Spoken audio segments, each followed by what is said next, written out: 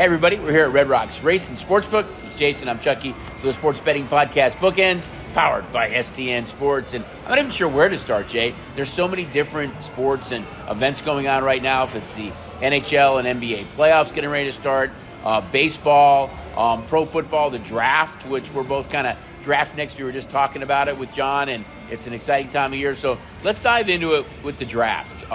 There's so much kind of scuttle right now and smoke screens and tea leaves, and where do you start? I mean, we have a bunch of props up, but the one that's the most intriguing to me is quarterback. I think you look at four guys that are going to go potentially in the top 6 or 7, and that's Caleb Williams, who's probably going to go number 1 to the Bears, Jaden Daniels, who is a big-time favorite to go number 2 to the Commanders. Then you have Drake May and J.J. McCarthy, who are all rumored to go. I'm going to throw my first curveball out there now. I think the Patriots at 3 either trade out of the spot or don't take a quarterback. I think that both Marvin Harrison and Joe Alt, the big offensive lineman from Notre Dame, is in play for the Patriots. That's just me thinking that, hey, you have to build this team. If you get a young quarterback right now, you really don't have a good offensive line. They lack in skill position players. I think the Patriots is kind of where the draft starts. I think, again, it's Williams and Daniels 1, 2. Then it gets interesting, and I don't think the Patriots take a quarterback at 3, but I think those top 4 guys are going to go in the top 6. And I'm pulling up my phone because we've got all of our draft stuff and all of our draft props on the phone. We actually have it as a key event. You can actually click on NFL Draft, and it's right there for you to pull up all the props. Interesting you say that on the Patriots. It actually covets the question on one of our props is how many trades are there going to be in the first round. So I don't know if the Patriots make that move to actually make that pick with the 3rd pick, or if they trade that pick and move back and get somebody else that maybe covets one of those quarterbacks up top. As you talk about the quarterbacks as well, we've got the number of quarterbacks that will be drafting those first round, the 4 guys you mentioned, and then you also have to throw kind of Bo Nix and Michael Penix into the mix as to whether they're going to go in that first round, obviously getting that extra year of contract eligibility by taking the quarterback in the first round. But I'm amazed as you go through our NFL draft props with the number of things that we have from first round, number of quarterbacks, number of offensive linemen, number of... And we don't always do good to these props. Cornerbacks, wide receivers. You talked about Alt. You have his over-under draft position. And then a ton of the teams and what position they're going to draft with their first pick. And so it's a kind of an index prop of wide receiver, quarterback, lineman, cornerback, tight end. So you can get some really good prices on that type of stuff. And then the new one that you put up this week with what position will Mr. Irrelevant, the last pick... and who was Mr. Irrelevant just a few years ago? Mr. Brock Purdy, right. Yeah. And I know this is just the beginning of our list. We're talking about getting to that April 25th date of when the players are going to have their picks. And remember, this is one of the things that we have to turn off a lot of the props 24 hours in advance. The player props. Yeah, player props. So if there's an individual player's name listed, it needs to go 24 hours in advance of that draft. So those are going to go down at 5 o'clock on Wednesday. So look for a lot of props this coming week. Again, check out the app. We'll have a lot more of those individual player props, probably position on where they're going to go. But yeah, this is one of the more intriguing drafts just because of the players that are available and the teams, and obviously both of us being diehard Chicago Bear fans with both the 1st and the 9th pick and what they're going to do, more so with that 9th pick, because I think we all kind of assume what they're going to do with that 1st pick with the fact that they shipped Justin Fields to Pittsburgh. Well, I'd be stunned if it isn't Caleb Williams number 1. I really think the Patriots, though, is going to be the team that's where everything kind of starts. If they do trade back, you've got Denver, who right now has Jared Stidham and Ben DiNucci. I just don't think they go into the season, Sean Payton, with one of those guys as the starter. Minnesota, they can win now. They're a good enough team to win that division. And you look at their skill position players, Jordan Addison, Justin Jefferson, TJ Hawkinson, a good defense. They made a lot of moves in free agency, but right now it's Sam Darnold, so they're going to look for a quarterback. And then the Raiders, too. Are the Raiders going to go into it with O'Connell and Gardner Minshew right now? Everything you hear and read is that Mark Davis has given them the green light to trade up. Do they have enough draft capital to do so, though, is the key. Or do they trade back into the first round for that Bo Nix or Michael Penix? I think Penix is in play for the Raiders, but that's what I think makes the 4.5 so intriguing. We opened at 4.5, heavily juiced it toward the under. We didn't even know about McCarthy's count. We figured he'd go in the first round, but he didn't have that steam. Now we know there's going to be probably 4 guys in the top 6 to 10, but does another guy sneak into it or not? And every mock you see, every time you and I have the discussion, Looks like it's going to be 4. I read another mock that's going to be 6. Yeah, so it's one crazy mock that had 7. Yeah. So one crazy guy we know said it's going to be 7. The Raiders is interesting to me because I don't think they're going to go after a quarterback. I don't either. I think they're going to live with Minshew and O'Connell this year and look for other spots. I do think that they could potentially use that pick and other picks to maybe trade up for a position that's something that they really covet, another wide receiver, something on defense. You play in the same division with Justin Herbert and Patrick Mahomes. You need somebody who can cover. Yep. I think the Raiders go out and get a cornerback. I think, for me, when you look at the index that we have, corner should be the overwhelming choice for the Raiders. I still think you can get back into the first round late maybe and get a Michael Penix or a Bo Nix. Ton of interesting questions. Right. There'll be a ton of interesting props. Get the app, check out the app, or come into the books and play over the counter in the kiosk. But we will be loaded up with draft props for next Wednesday. And I'm still standing on record. My surprise is at 3. Patriots either take Marvin Harrison, Joe Alt, or trade out of that spot. So we'll see. I had a really good conversation with Mel Kiper the other night. We were kind of talking about it. But anyway, all right, let's jump to the NBA now. NBA playoffs are here.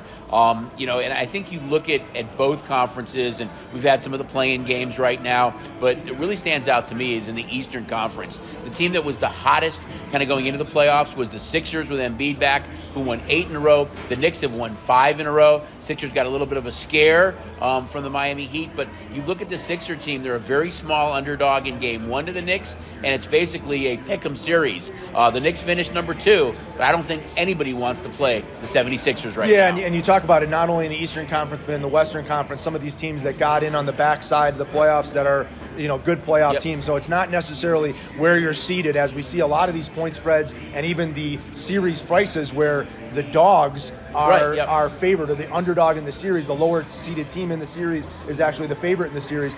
Specifically, the Sixers-Knicks series, which is obviously without Embiid. The Sixers kind of struggled in that late end of this, kind of middle to end of the season. Got him back and showed. I mean, they would have been number 2. Sure. He had played the whole season, and maybe that was a good thing for them to now get him healthy, and now he's not beat up, rested. Didn't have the wear and tear on the season, and now he's able to go. They're essentially, and you said basically a pick 'em. No, it is a pick 'em. Right. They're minus 110. This series price is minus 110. Knicks are a 2.5 point favorite. Could you see them actually going off the favorite in that series? I can. Me too. The only thing that when I went back and looked, and again, most of these games were without Embiid. I think there's one game in the series that was with Embiid. Knicks won that series 3-1, I think it was. 3-1. Yeah. And I think the Knicks actually won the game that Embiid did play by 27 points. So they beat Philly by 36, 14, and 27. And then Philly won a 79-73, one of the uglier, lower scoring games in the NBA. Old throwback game. And that, again, that was without Embiid in one of the games that they did win. Isn't that something that I think when you look at with series is kind of matchups in both the NHL and the NBA, is how teams have kind of played during the regular season historically over the last few years. I think a lot of it's matchups based. Yeah, and I went through and wrote down exactly what these teams did in the regular season against each other, obviously when we were looking at our series prices. But I honestly think going into the NBA playoffs, you can throw out history. You don't know when these teams play. You don't know whether it was back-to-back nights, who was in the lineup, who wasn't in the lineup. The regular season is such a battle to just get through the regular season and put yourself in position to get in the playoffs. When we talk about teams like the Lakers, coming in as an 8 seed, teams like Phoenix, down in that 6 seed, these are teams that if they wanted to play every game, if Durant and Booker played the regular season, could easily be sitting as the 1, 2, or 3 seed and the matchups. It's the same with the Clippers. So I think that there's a little bit of, you got to throw this seeding out the window and go handicap the game by game that you want to see. Look at the points the Bulls put on the board last night and the injuries that they've had this year. I mean, had they been a healthy Bulls team, I think a much different team as well. But for me, that Knicks-Sixer matchup really is the one that I'm looking at. We stay in the Eastern Conference. We've got the Cavs as a 4.5 point favorite against the 5 seed, the Magic. Right. Cavs are minus $2 in the series price. This was a 2-2 series split. They both won 1-1 at home, so they were able to win on each other's road floor. Cavs won by 10 and 27 in the 2 matchups. When the Magic won, they won by 10 and 7. So again, a $2 favorite. Mitchell and Garland, obviously the 2 studs. Right. Banchero is going to have a big series with Wagner for the Magic to stay in this. But again, I think that this is a even series, and that's kind of why you see just the $2 price. And again, this is the 4-5 seed matchup, which should be one of the closer matchups. Right. Then you go to the Indiana-Milwaukee series, where we have Milwaukee as the 3 seed, Indiana as the 6. Obviously, we know no Giannis for Milwaukee, so that really throws the whole series off as to what we've seen. The Pacers are actually a 1-point favorite in Game 1. However, Milwaukee's minus 115 on the series price. So we're really talking about a pick'em series and a very interesting series. And I look at this one and I ask myself, with Giannis being out, what does that do for the total? We obviously know Milwaukee and Indiana are some of the higher, fast-paced teams in the league. They played 6 times this year. Indiana, strangely enough, 5-1 in those 6 matchups, able to beat Milwaukee. But they scored 250, 247, 266, 235, and 272. And Game 1, the total is 232.5. So all 6 games were over that 232.5. Giannis probably played in 4 of the 6 matchups. But again, this is an interesting series to look at, for me, more on the total side of things than on the point spread side of things, because with Giannis out, not sure who the Milwaukee Bucks are in a series. And we'll see if Lillard, who I don't know how his whole season in Milwaukee, he's going to be the guy, though. He's going to have to pick up the scoring. He's finally going to have to. He's going to have his time to shine, not keep being the kind of number 2 piece in the puzzle. And then out west, I mean, the 2 teams that we really had some liability on from a future book standpoint were the Warriors and Lakers. Warriors are out. That's a whole nother story. I think the Warriors, that run's done. They're going to have to kind of blow that team up a bit. Look for, you never know, some big trades in the offseason with Golden State. But, of course, you look at the Lakers, who play the Nuggets. Tough draw there. Yeah, and I know he was questioned on, Ham was questioned on, should they have lost and gone down to try and beat the Kings to not run into the Nuggets. And he said that guy should, put him back in the nut house or back in the insane asylum. But I think it's a legitimate question. Yeah, I know. They've lost 8 straight games to the Nuggets. The last 3 by 10, 8, 12. But there's no guarantee they beat the Kings. I mean, you're in the playoffs. You got a chance to go play your best. You got a chance to go dance.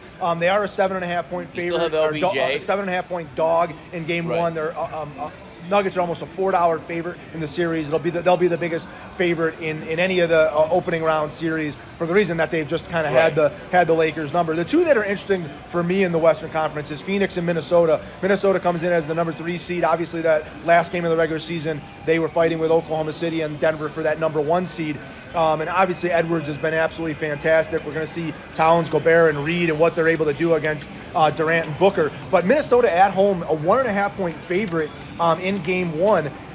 Phoenix was 3-0 versus them during the regular season, and actually Phoenix, as the 6th seed, is a $1.35 favorite to win the series. So despite Minnesota being the 3 seed and having the home court advantage, Minnesota is the series favorite, and they'll be, obviously, with them being a 1.5 favorite on the road, they're obviously going to be a 3.5 to 4 point favorite on their home game, so that's why they're the series price. Phoenix beat them by 18, by 10, and then won by 19 in Minnesota. So something about that matchup that maybe the T-Wolves don't like. But again, I think you kind of have to throw this stuff out. Going to Minnesota, I think that building's going to be absolutely rocking. When we talk about playoffs in Minnesota, those fans are going to be starving, especially with the Wild not being there in the NHL. And then the last one for me was Dallas and the Clippers. That's the 4 or 5 seed. We actually see the Mavericks as a 1.5 favorite on the road to open up against the Clippers, and Dallas is minus $1.35 in the series price. So again, we're seeing the 5 favored over the 4. Strangely enough, in this one, the Clippers won the series 2-1. They actually won both of their home games by 9 and 19, and then Dallas won by 18 in Dallas. So maybe something to see on the home and road there. But again, I think the NBA, very, very intriguing. We see a lot of games that are under a 4-point spread, which tells me we should have a very, very competitive playoff run here as we look in the first round. But, the NBA gets those big prices. We see these key games being won. We saw the big blowout wins. So, again, on the app, one of the things that you're going to see in the NBA playoffs, and you've seen throughout the year, is just the number of props that we're offering, but specifically the number of alternative game alternate lines where, maybe you have a team that's a 1.5 point favorite, but if you want to lay 3.5, or you want to lay 4.5, lay 5.5, and get a big plus price because you think they're going to win that that game big, go ahead and check those out as the alternate lines and get yourself a big plus price money on those alternate lines. I think you really said it well, because when you look at the NBA, if you roll the clock back a few years, it was, hey, whoever the higher seed was is gonna win. They're going to knock these teams out. We almost talked about, God, the playoffs just seem like an afterthought. You know who's going to be playing in the conference finals. But now there seems to be a lot more of that parity. You're seeing some of the higher seed teams that are actually the favorite over the lower seed teams. So I think it's much more competitive, a lot more parity, and I think you may have some upsets early like you did last year. Yeah, and I think the play-in games are good, bringing in that 7 through 10 because of injuries and stuff like that. So those teams that maybe did face some tough injuries throughout the year, able to battle back, be in that 8, 9, 10 spot, and not find their way into the playoffs. So I think we're set for a really good NBA playoff run here. Obviously, you talk about the Nuggets and we talk about the Celtics on the other side. The Thunder, who've had a great year. I think there are some other teams and some veteran leadership on some of these teams. When we talk about a Phoenix or a Clippers, talk about the Sixers, I think there are some other teams that could come from these bottom seeds. And as Jay mentioned, check out the app. There's so many cool things and different ways to bet as well. Let's jump over to the ice right now. And you look at the New York Rangers, who won the President's Trophy. But you Ranger fans, I'm really sorry to tell you that the last time that a team that won the President's Trophy won the Stanley Cup was the 2013 Chicago Blackhawks. So it's a struggle, and the Blackhawks struggled that year. They were trailing the Red Wings 3-1 in a series. They had to come back and win, and actually trailed, I think, 3-1 in Game 6 in Detroit and came back to win. So it is not easy for whatever reason in the NHL. You're the best team during the regular season. It doesn't translate to dominance in the postseason. I think the East is really loaded from top to bottom, but I think the Rangers should get by the Caps in the first round. We'll start in the East. We obviously, as we sit here and talk today, we're not wholeheartedly sure of all the matchups in the West. Obviously, the Knights and Kings game that's coming up here that'll determine the matchups in the West. But in the East, we'll start with the Rangers. You talked about it, number 1 seed, going up against Washington. And I always think that this is a really scary situation, because what we see in the National Hockey League is those teams that are fighting for those last playoff spots, that 7 and 8 playoff spots, they've been playing essentially playoff hockey for the last 3 weeks, the last month of the season, just to get themselves in. And the Capitals are kind of sitting in that same boat, having to fight off the Penguins, Red Wings, and Flyers to earn that 8th spot. And believe me, the Washington Capitals, this was the team that shipped out some of their guys at the trade deadline, moved some guys out of there. But they have Alexander Ovechkin. They're a veteran team, and they're not intimidated by the New York Rangers. They actually won both their home games against the Rangers this year, and the Rangers won both their home games against the Cap this year. So they went 2-2 in their head-to-head matchups. And as much as I talk about throwing out the head-to-head matchups in the NBA, I think there's a lot more value in looking at the head-to-head matchups in the NHL. When you talk about mismatches and teams that just don't like the way that they match up against guys, the defensive matchups or pairings from an offensive line, or whether it's stopping a power play or a penalty kill, there are matchups that are there to exploit in the NHL, and teams tend to match up better against certain teams. So this one is a unique situation. And there's more pressure, say, on the Rangers because of that drought from being the President's Capitals Trophy winner. Can absolutely go into this loose. They're a dog. They're a 365 dog to the Rangers in this series price. But like I said, they did win both games at home, and you've got Alex Ovechkin, who's 40-some goals behind the greatest player in national history, NHL, Wayne Gretzky. So Ovechkin has found a way to get things done, and we'll see if the Caps can pull a big upset here. The series in the East that I want to watch is the Florida series. It's the Panthers and Tampa. I mean, Tampa is still Tampa. Great goaltending, great coach, a lot of depth there.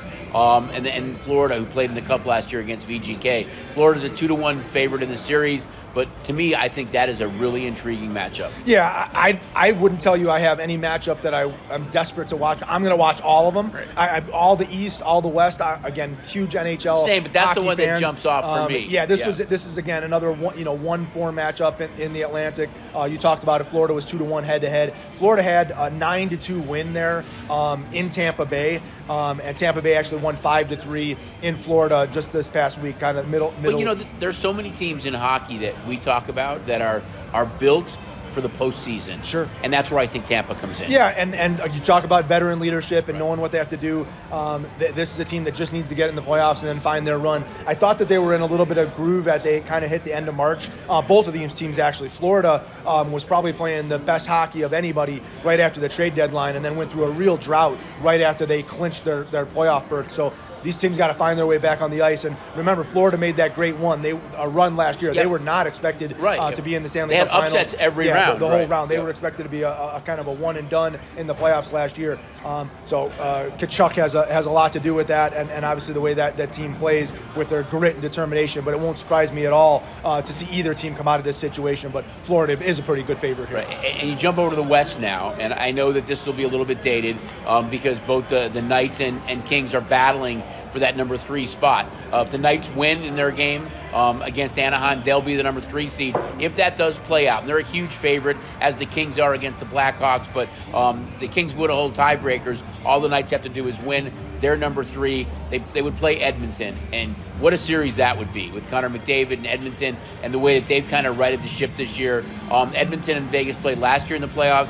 Vegas won 4-2 during the regular season this year. Edmonton won the series 2-1 with Edmonton scoring 5 goals or more in the games they won. Now, if Vegas lost, they'd have to play Dallas. And kind of talked about what you did in the NBA. If Vegas were to lose this game when they played Dallas, they were 3-0 against the Stars this year, and the Stars only scored 4 goals in those 3 games. So, do you want to lose? No. I think they're still going to go out, try to win this game, and then play against the Edmonton Oilers, which I think will be a tremendous series. Yeah, and Edmonton had a long stretch kind of in the middle of March where they won 16 straight games, and then the Knights were able to stop the run that they had. I think it was a 4-1 victory by the Knights. That was the one game the Knights actually beat Edmonton this year. And obviously I think they have a little bit of confidence against Edmonton, but again, when you're inviting Connor McDavid into your building and have a chance to go up against him, that's a scary proposition. They were able to win in Edmonton last year. They beat them 4-2, and there's no intimidation factor there.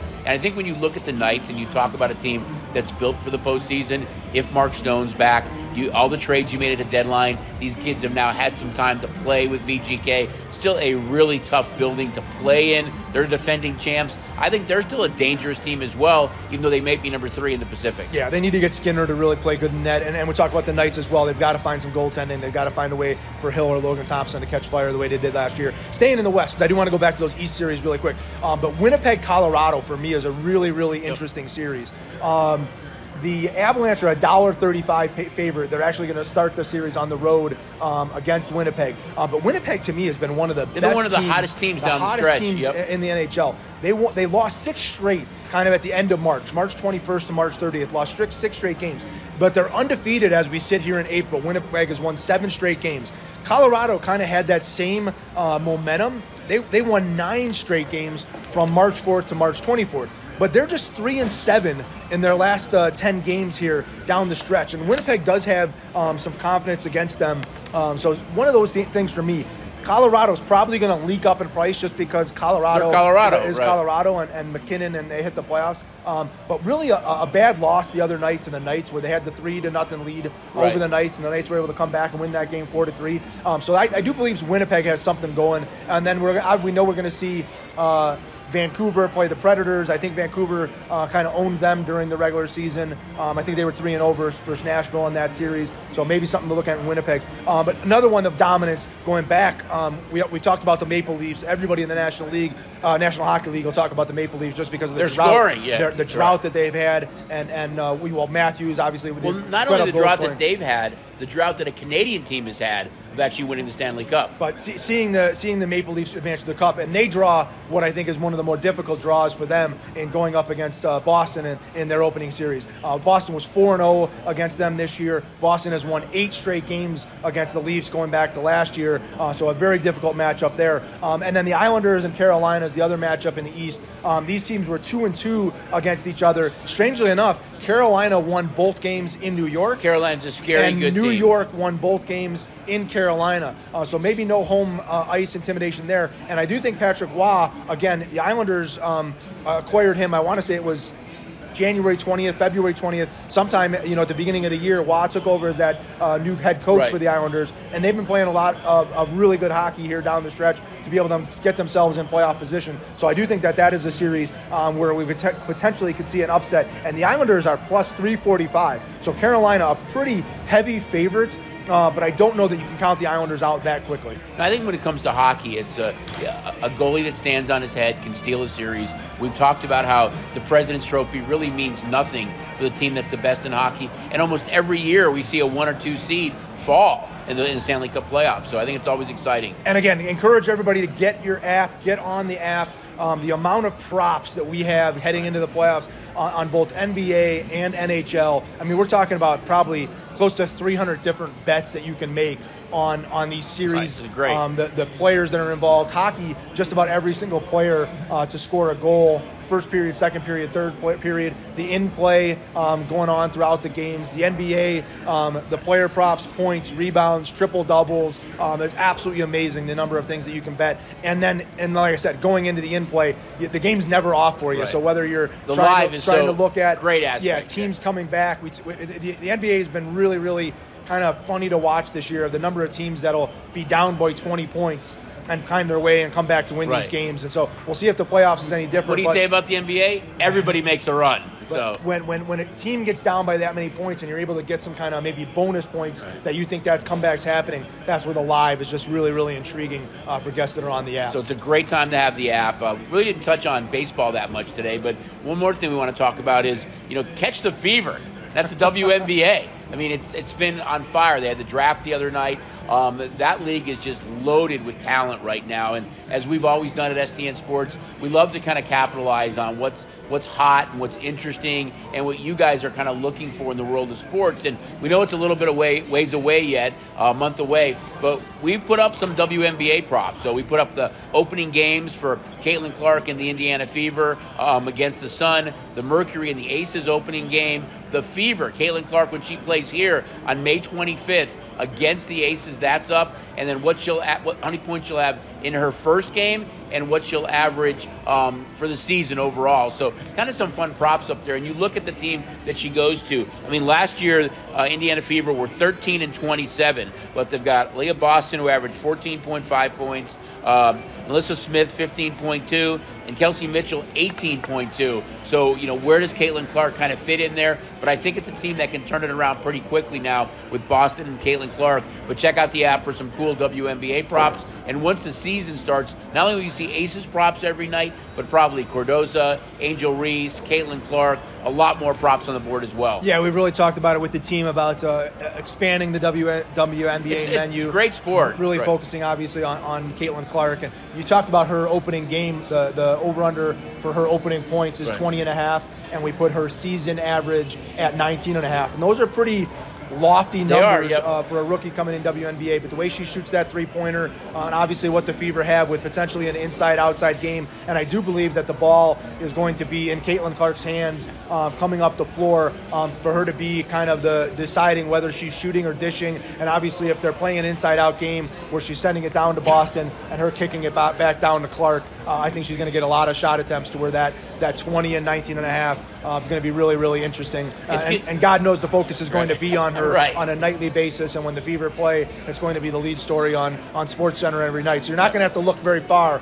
as to what was Caitlin Clark's points totals tonight, as it'll be the lead story just about every night. She still does have to get acclimated to the pro game, where you're looking at an entire lineup of pro players that is really talented. And it's funny, but kind of put it into perspective or comparison. We went to the Blackhawks Knights game the other night, and their Blackhawks young kid at the college level, Frank Nazar, was up. He played in the Frozen Four just last week, but he made a pass that we thought was a great pass, and it got intercepted by a Knights player. And we talked about it like at the collegiate level, that was a highlight pass. It's not at the pro level. So I think for Caitlin Clark, too, there's going to be some adjustment as she gets used to the pro game. Yeah. And there's going to be an emphasis on stopping her in every game. Yep. They haven't been able to do it yet at the college. This is different, though, college now. level. Yeah. And I don't know how far the WNBA is going to stretch to try and guard her outside that three-point line, but when she's taking those shots that are a good 8 feet behind the three-point line, I don't know that that's a defensible shot. We'll see if she's allowed to take that shot. Take that, right. And whether coaching kind of changes her game or not, but I don't anticipate they do that. I think you let Caitlin Clark be Caitlin Clark, and when she has that open shot, if she's got that feel for the game, that's what she'll do. And I think exactly what she brought to the Iowa Hawkeyes and what she brought to the college basketball game, we're going to watch her transform and only get better as a player and surround the players players around her and make the players around her better. So look for big things from the Indiana Fever. Yeah, so and the other things, the Sky, you know, the Sparks. We watch all these teams add these great young ladies, and so the WNBA definitely on the rise. And I think that if you haven't been to an Aces game yet, you'll find yourself look for more and more props, guys. Trying to buy those tickets and maybe get out to one of those Aces games. Yeah, be a lot more props on the board as well.